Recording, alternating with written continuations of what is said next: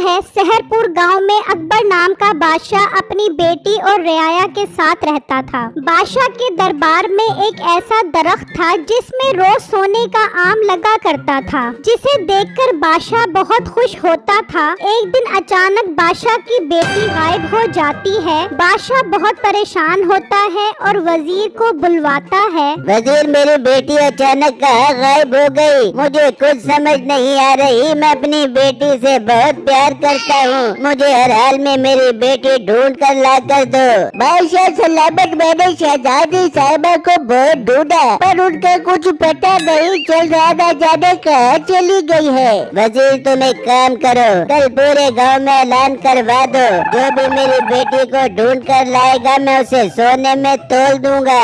जो हुक्म बादशाह सलामत, मैं कल पूरे गाँव में ऐलान करवाता हूँ। फिर अगला दिन होता है और वजीर जाने लगता है तो उसकी नजर दरख्त पर पड़ती है। वहाँ सोने का आम नहीं लगा होता। वजीर परेशान बादशाह के पास आता है। क्या हुआ वजीर, तुम इतना परेशान क्यों लग रहे हो? तुम तो गांव में ऐलान करवाने जा रहे थे। बादशाह सलामत, में जा ही रहा था पर गजब हो गया, दरख्त पर आज तो सोने का आम नहीं लगा। ये सुनकर बादशाह और भी ज्यादा परेशान हो जाता है। जबकि उसी गांव में मीठे नाम का लड़का अपनी बीवी नसीबो कैंची के साथ रहता था। अरे बेटे, बाजार जा, सब्जी लेकर आता कि मैं जल्दी से खाना बना के अपनी फ्रेंड बो के पास जाऊं। आज मुझे अपनी फ्रेंड बो से मिलने का बहुत दिल कर रहा है। बेगम, तू एक काम कर, अपनी फ्रेंडों को घर पर ही बुला ले, फिर सुकून से उनसे गपशप लगाई। नहीं बुला दूंगी, मैं अपने घर में नहीं बुला दूंगी। मुझे पता है तू इसलिए बोल रहा था कि तू पर लाइन मार सकते थे।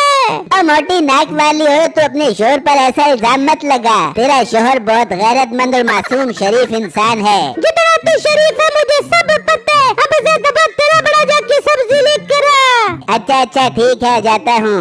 उसी गांव में बिट्टू नाम का लड़का अपनी बूढ़ी माँ के साथ रहता था। बिट्टू सब्जी की रेडी लगाता था। मीठा सब्जी लेने जा रहा होता है तो रास्ते में उसे एक जगह रश नजर आता है। ये यहाँ इतने लोग क्यों जमा हैं? जाकर देखता हूँ। मीठा वहाँ आ जाता है। सुनो गाँव वालों सुनो, बादशाह सलामत की बेटी गुम हो गई है। बादशाह सलामत का हुक्म है, जो भी उनकी बेटी को ढूंढ कर लाएगा बादशाह सलामत उन्हें सोने में तोड़ देंगे। मीठा ये बात सुनकर बहुत खुश हो जाता है। मैं जल्दी से सब्जी लेकर घर जाता हूँ और अपनी बेगम को ये सारी बातें बताता हूँ। फिर मीठा सब्जी लेने बिट्टू की रेडी पर आता है। बिट्टू, जल्दी से 1 किलो प्याज और आधा किलो टमाटर दे दो। मीठे भाई, वो तो मैं दे देता हूँ, पर ये तो बताओ वहाँ पर इतना रश क्यों लगा हुआ था? बिट्टू, अकबर बादशाह की बेटी गुम हो गई है। बादशाह ने ऐलान करवाया है, जो भी उसे ढूंढ कर लाएगा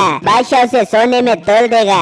ये सुनकर बिट्टू सोच में पड़ जाता है। क्यों न बादशाह सलामत की बेटी को मैं भी ढूंढूं? हमारे बादशाह सलामत अपनी बेटी के गम में बहुत परेशान होंगे। बिट्टू मीठे को सब्जी दे देता है और मीठा घर आता है और अपनी बीवी नसीबो को सारी बातें बताता है। मीठे, ये तो तूने बहुत बड़ी बात बताई है। चल मीठे, बादशाह के दरबार में चलते हैं और उसे बोलते हैं कि हम ढूंढ कर लाएंगे तेरी बेटी को।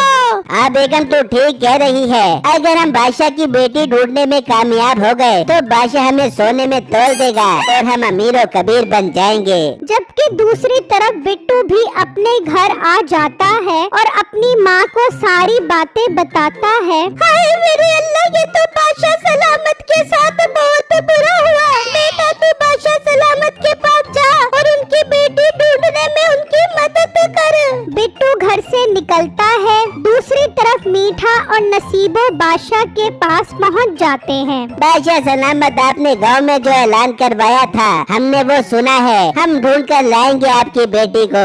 लड़के, मैं अपनी बेटी से बहुत प्यार करता हूँ। अगर तुम लोग मेरी बेटी को ढूंढ कर लाने में कामयाब हो गए तो मैं तुम्हें सोने और जेवरात से माला माल कर दूंगा। बादशाह उनसे बातें कर रहा होता है, तब भी बिट्टू आ जाता है। बादशाह सलामत, मुझे पता चला है कि शहजादी साहिबा गुम हो गई हैं। मुझे उनके गुम होने का बहुत दुख है। मैं उन्हें ढूंढने की पूरी कोशिश करूँगा। पर बादशाह सलामत अपनी बेटी के साथ साथ महल में लगे दरख्त की वजह से भी बहुत परेशान है। न जाने कौन उस दरख्त से सोने का आम चोरी करके ले जाता है। हाँ, मेरा वजीर ठीक कह रहा है। तुम लोग एक काम करो, मीठे और नसीबो, तुम दोनों मेरे दरख्त पर नजर रखो और पता लगाओ वो चोर है कौन जो मेरे दरख्त से सोने का आम चोरी करके ले जाता है। और बिट्टू, तुम महल से घोड़ा लेकर जाओ और मेरी बेटी को जंगल में जाकर तलाश करो। जो हुक्म बादशाह सलामत, हम ऐसा ही करेंगे। फिर रात हो जाती है। मीठा और नसीबो दरख्त पर नजर रखकर बैठ जाते हैं, जबकि बिट्टू घोड़े पर सवार होकर जंगल की तरफ निकल जाता है। बिट्टू जंगल में शहजादी को बहुत ढूंढता है। इस तरह सुबह हो जाती है। मीठा और नसीबो भेड़िए की खाल लेकर बादशाह के पास आते हैं। बादशाह सलामत, हमने सोने के आम चोरी करने वाले चोर को पकड़ लिया और उसका गोश्त कुत्तों को खिला दिया और उसकी खाल लेकर आपके पास हाजिर हो गए हैं। पर वो चोर कौन था? बादशाह सलामत, वो चोर भेड़िया था जिसे हमने अपनी जान पर खेल के मार दिया।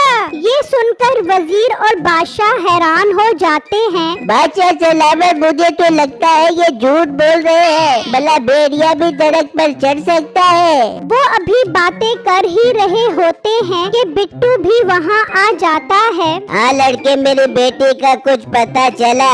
बादशाह सलामत, मैंने शहजादी साहिबा को बहुत ढूंढा मगर उनका कुछ पता नहीं चला। बादशाह सलामत, ये लड़का एक नंबर का नालायक है। हम जाएंगे और कल आपकी शहजादी को ढूंढ कर लाएंगे। फिर अगला दिन होता है। बादशाह देखता है आज दरख्त पर सोने का आम गायब होता है। बादशाह समझ जाता है ये लोग झूठे हैं और बादशाह दरख्त पर नजर रखने का बिट्टू को बोलता है और मीठा और नसीबों को जंगल जाने का कहता है। ठीक है बादशाह सलामत, हम जाएंगे जंगल, पर हमें महल का शाही घोड़ा सवारी के लिए दे दें। नहीं, तुम लोग पैदल जाओ और सुकून से मेरी बेटी को ढूंढो।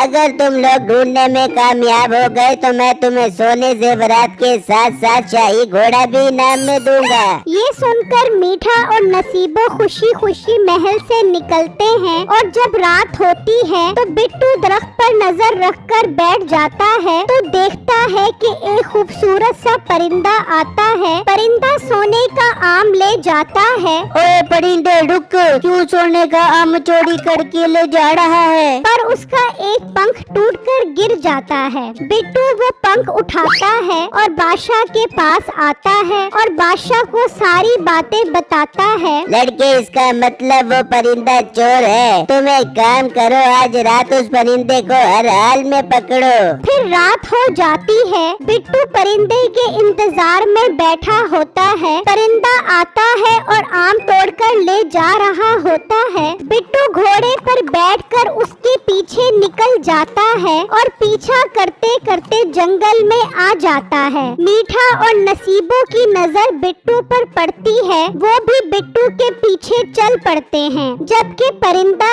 एक गुफा के अंदर चला जाता है। बिट्टू रुक जाता है और सोचने लगता है, मुझे अब इस गुफा में जाना होगा और चोर परिंदे को पकड़ के बादशाह सलामत के हवाले करना होगा। बिट्टू गुफा के अंदर आ जाता है तो देखता है वो परिंदा एक पिंजरे में बंद होता है। बिट्टू आगे बढ़ता है और जैसे ही पिंजरा उठाने लगता है तो एक चुड़ैल वहाँ पर आ जाती है। लड़के, तू कौन है और तेरी हिम्मत कैसे हुई मेरे परिंदे को हाथ लगाने की? वो चुड़ैल बाजी, ये परिंदा चोर है। ये बादशाह सलामत के महल से सोने का आम चोरी करके लेकर आता है। लड़के, ये परिंदा नहीं, बादशाह की बेटी है जिसे मैंने परिंदा बना कर रखा है। चुड़ैल बाजी, कुछ तो रहम करें। बादशाह सलामत अपनी बेटी के गायब होने की वजह से बहुत परेशान है। खुदारा उन पर तरस खाए। लड़के, मेरी एक ही प्यारी बकरी थी जिसे मैं बहुत प्यार करती थी। मुझे शक है उस बादशाह ने मेरी बकरी का शिकार करके मार दिया, इसलिए मैंने उससे बदला ले लिया और उसकी बेटी को परिंदा बना कर कैद कर लिया। पर चुड़ैल बाजी, हो सकता है बादशाह सलामत ने आपकी बकरी का शिकार ना किया हो सकता है वो अभी भी जिंदा हो। लड़के, अगर तुम्हें लगता है कि वो जिंदा है तो उसे मेरे पास ले आओ और बादशाह की बेटी को ले जाओ। मीठा और नसीबो छुपे ये सारी बातें सुन रहे होते हैं। बेगम, अगर हम इस चुड़ैल की बकरी ढूंढने में कामयाब हो गए तो शहजादी हमें मिल जाएगी। फिर हम शहजादी के बदले बादशाह से सोने और जेवरात लेकर अमीर हो जाएंगे। पर मीठे, हम वो बकरी कहाँ से ढूंढ के लाएंगे?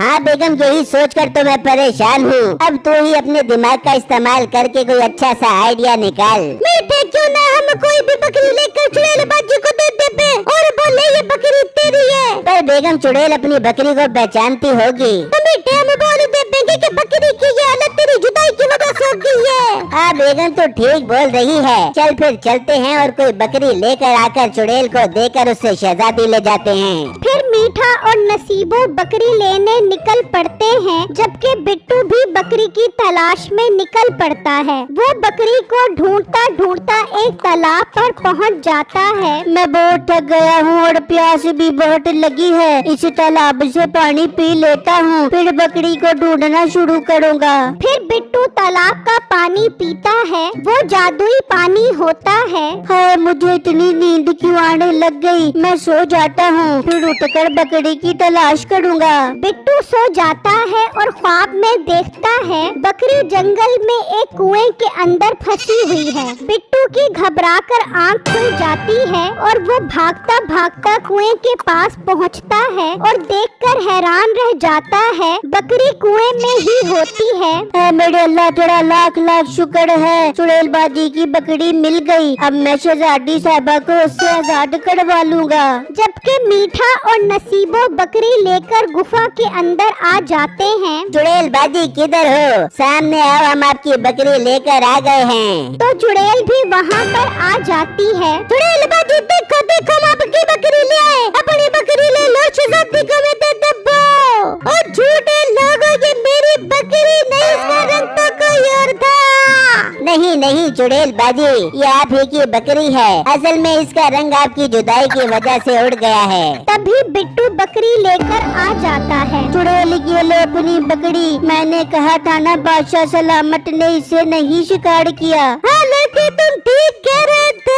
मुझसे बहुत बड़ी गलती हो गई। मैं भी शहजादी को उसकी असली हालत में लेकर आती हूँ। फिर चुड़ैल मंत्र पढ़ती है और वो परिंदा शहजादी बन जाता है। मैं कहाँ हूँ और मुझे यहाँ कौन लेकर आया है? लड़की, तुम परेशान मत हो। मैंने तुम्हें कैद किया था, पर इस लड़के बिट्टू की वजह से तुम आज अपनी इसी हालत में आई हो। बिट्टू, आपका बहुत बहुत शुक्रिया। अब मुझे मेरे अब्बा हुजूर के पास ले चलो, मुझे उनकी बहुत याद आ रही है। फिर बिट्टू शहजादी को लेकर वहाँ से चला जाता है और दरबार में आ जाता है। बादशाह अपनी बेटी को देखकर बहुत खुश होता है। फिर बिट्टू बादशाह को सारा वाकया बताता है। बिट्टू, तुम्हारा बहुत बहुत शुक्रिया जो तुमने अपनी जान पर खेलकर ऐसा किया। तुम बहुत ईमानदार हो। जी अब्बा हुजूर, बिट्टू बहुत बहादुर और ईमानदार है। बादशाह इतना खुश होता है कि शहजादी की बिट्टू से शादी करवा देता है। जबकि चुड़ैल को इतना गुस्सा आता है कि वो मीठे और नसीबों को जादू से बकरी बना देती है।